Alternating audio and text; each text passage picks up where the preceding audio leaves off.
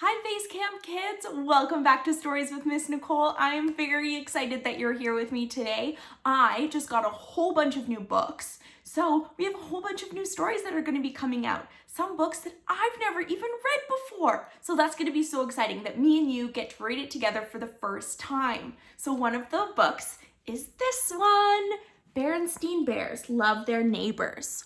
So you might have heard this before. A time or two, maybe at church, maybe your mom or dad said it, maybe even your friend said it. But it says, love your neighbor as yourself. So, love your neighbor. And who is my neighbor? That's a good question. So this actually comes from a book in the Bible called Luke, chapter 10, verse 27 to 29. And this book is kind of going to explain it because maybe you live out of town and you don't really have any neighbors nearby. How are you supposed to love your neighbor then? Or maybe your neighbor is a kid that you don't really like to play with. How are you supposed to love them? So we're going to figure out what it means to love your neighbor and who's your neighbor, because I don't know your neighbor, and maybe you don't either. So this book is going to explain what that all means. So I'm really excited to read this along with you guys. Okay. Let's get started. The Bear family was quite proud of their handsome treehouse home, and they worked hard to keep it neat and tidy. They trimmed and freshly painted it. The front steps were scrubbed, the windows were washed. The lawn was mowed, the flower beds were weeded. Even the leaves, the tree, were carefully trimmed and clipped. So they take a really good care of their house.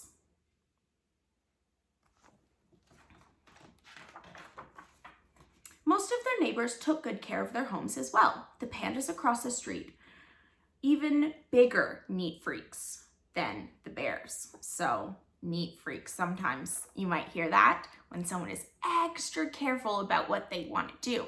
But it's really good to take care of things. It seemed they were always working hard to clean and sweep. Farmer Ben's farm just down the road had an apple pie order too. Even his chicken coop was neat as a pin. So that means even where the chickens live is clean and tidy. A place for everything and everything in its place was my motto, said Farmer Ben. The Bear family had a few neighbors whose homes were particularly fancy.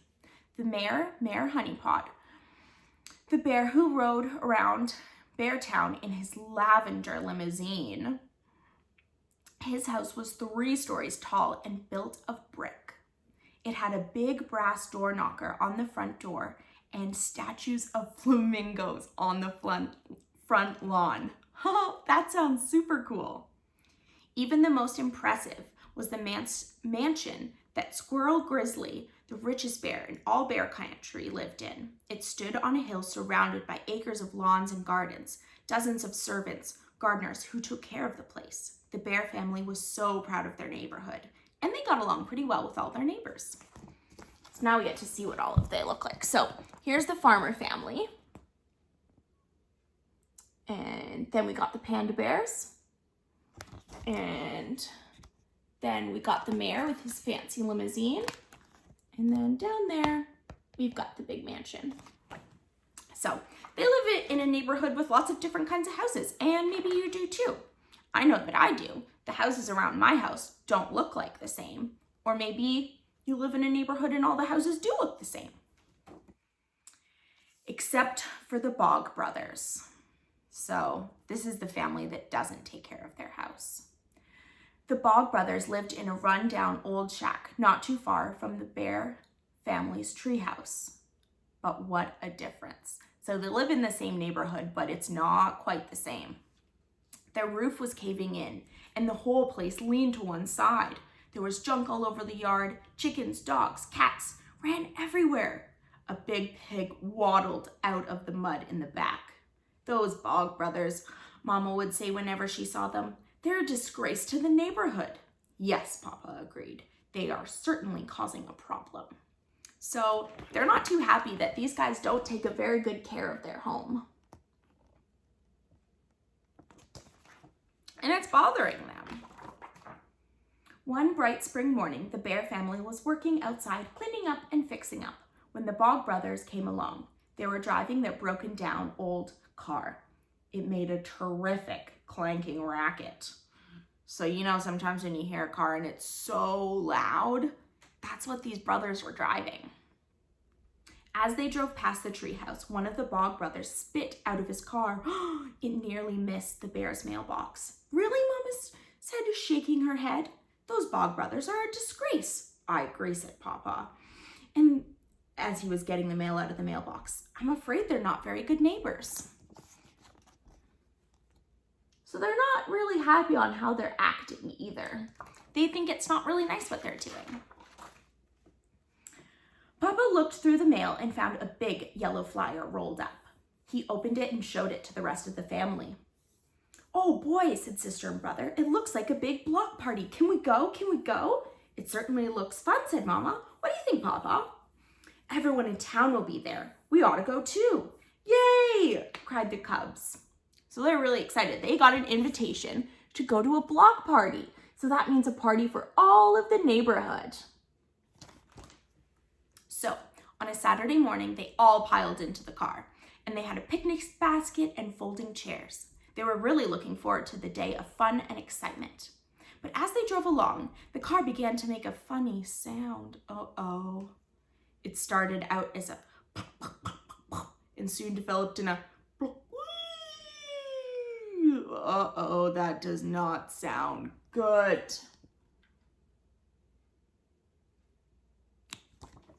Uh-oh, I think the car is breaking down. Oh dear, said Mama. That's an awful sound the car is making. Just then, the car made a much worse sound. Clunk! It came to a sudden halt. The radiator cap blew off and they all climbed out and Papa opened the hood. I guess it overheated, Papa said, waving the cloud of steam with his hat. Oh no, said Sister. How are we going to get to the Beartown Festival? Maybe someone will stop and give us a hand, said Papa. Looks like here comes a car. Let's wave them down. Maybe they'll stop and help. So their car is broken down and they are stuck.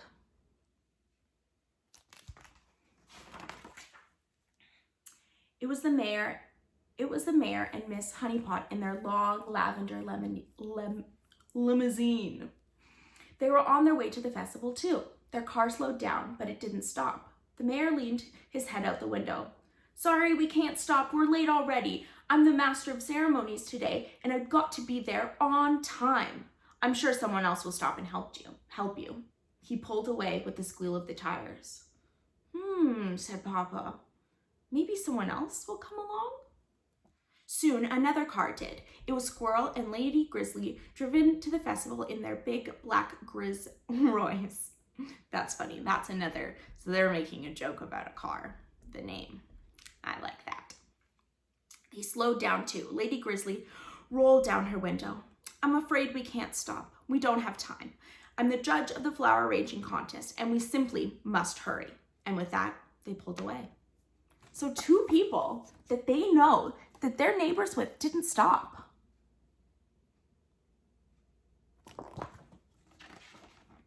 Everyone's just been in a big rush. Maybe no one is going to stop, said Sister. Maybe we're never going to get to the festival.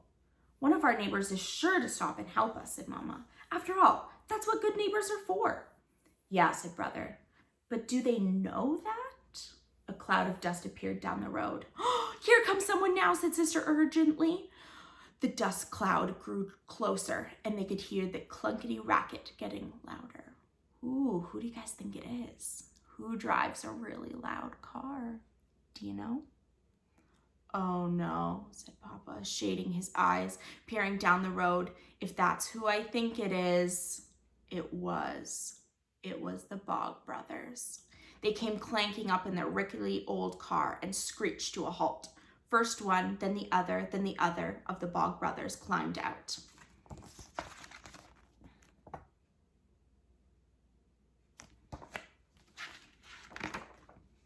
Howdy, said the first Bog brother. Hello there, said Papa. I'm Lem.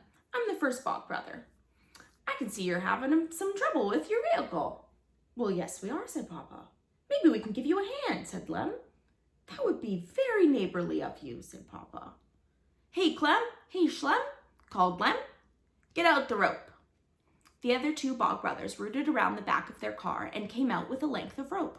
They hitched it to the back of the bumper and they tied it to the other car around the front bumper of the bear's car. All aboard! The Bear family climbed hastily back into their car and the Bog brothers pulled away, towing the bear's car behind them. So they stopped and said, hey, we'll take you to the festival. We'll help you out. Where are they taking us? Asked Mama. Papa shrugged. At least we're moving. Brother and sister hoped the Bog brothers weren't taking them down to their old shack. They didn't want to meet that big pig. They soon pulled into a run-down old filling station. That's like a gas station. Someone who looked like an older version of the Bog brothers came out. So the bears don't even know where the Bog brothers are taking them. And they're kind of worried. Hey, Uncle Zeke, said Lem. Hey, nephew. What can I do you for? These poor fellows broke down on the road. You reckon you could fix them up? Let's take a look, said Uncle Zeke. He looked under the car's hood, banged and clanged around, and came up with a length of bursted hose. Radiator hose, he said. Busted clean open. I sure have another one laying around here somewhere. Uncle Zeke rummaged around behind the filling station and soon came back with a radiator hose. He had banged and clanged under the hood for a few more minutes. So the Bog brothers' uncle is going to help them out. He's a mechanic. How perfect. There, he said, wiping his hands. Good as new. We'll top off the radiator fluid and you folks can be on your way. Well, thank you very much, said Papa, relieved. He shook hands with Uncle Zeke and then the Bog brothers. Thank you, said Mama, brother, and sister. Honey Bear waved. Oh, that's the little baby. I forgot about her. She's sitting in the back seat of the car in her car seat, of course. How much do I owe you? Asked Papa, reaching for his wallet. Nothing, said Lem. This one's on us. After all, we're neighbors. So Papa's trying to pay for it, but they're saying, no, it's okay. He was like, we're neighbors. That's what we do. That's right, Mama said with a gulp. We are, in fact, your neighbors. Would you like to come to our house for dinner next week? Papa, brother, and sister stared at Mama with their mouths wide open. They're like, what? That's right, neighborly of you, said Lem. Don't mind if we do. Shem's cooking has been getting a little tiresome. Too much possum stew. They eat possum stew. That sounds delicious. We're just on our way to the Beartown Festival, said Papa. Would you like to join us? Sure would, said Lem. We ain't been to a big shindig since Grandpa's 90th birthday party. So the Bear family drove to the Beartown with the Bog brothers and Uncle Zeke. They're all going to the party together now. They were a little late, but they hadn't missed much. Just Mayor Honeypart's welcoming speech, and they all joined in the rides, games, and contests. It was the first time for the fireworks, and the Bog brothers livened it up with some music of their own. So they got to the party, and now they're playing music. How awesome is that? The next week, the Bog brothers came over to the Bears' treehouse for dinner. They wore their best clothes and got all spruced up for the occasion. They even brought a housewarming gift, a big pot of Shem's special possum stew. It was delicious. And that's the end. What did you guys think? Was that a good book? I liked it. And did it kind of explain what it meant to love your neighbor as yourself? I think it did. It talks about how you need to treat others how you'd like to be treated. And they were kind. The Bog brothers were. By stopping and helping even when nobody else would. And in return, they ended up becoming friends with the Bear family and going over for dinner.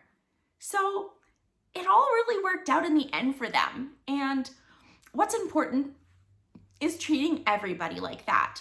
Even if the Bog brothers wouldn't have been their neighbor, maybe they were from a different town, maybe they had no idea who they were. If you are loving and kind to those people, that's exactly what God wants us to do. We gotta love other people the way we wanna be loved and treated. And if we do that, then everybody gets to be loved and everyone gets to feel how great it is to have that kindness. Now, we're gonna say a little prayer and that'll be it for today. Dear God, thank you so much for all of the people we have in our lives. Thank you for our neighbors and our families and our friends. And thank you for all of the people we don't know. Please help me and all of the Base Camp kids to love our neighbors as we love ourselves. Amen. See you next time.